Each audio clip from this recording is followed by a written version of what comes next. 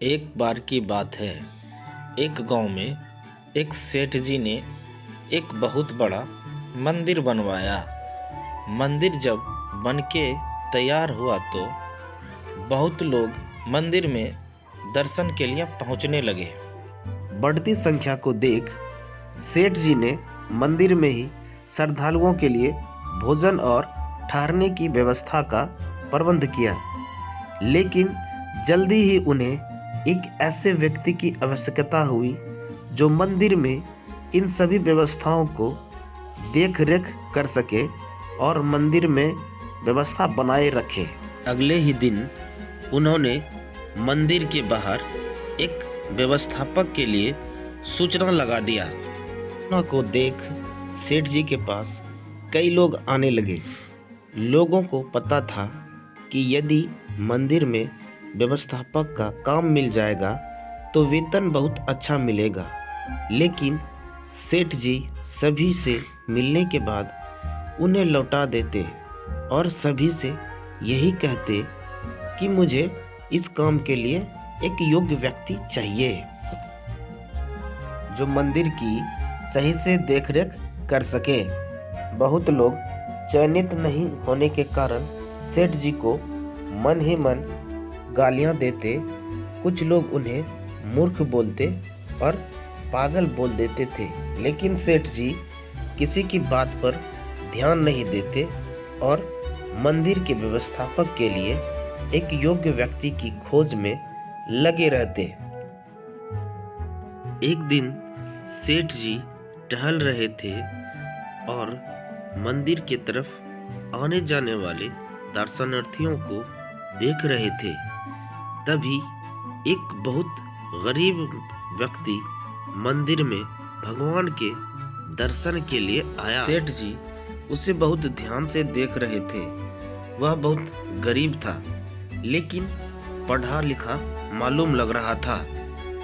जब वह भगवान के दर्शन करके मंदिर से वापस जाने लगा तो सेठ जी ने उसे अपने पास बुलाया और कहा, क्या आप इस मंदिर की व्यवस्था संभालने का काम करेंगे?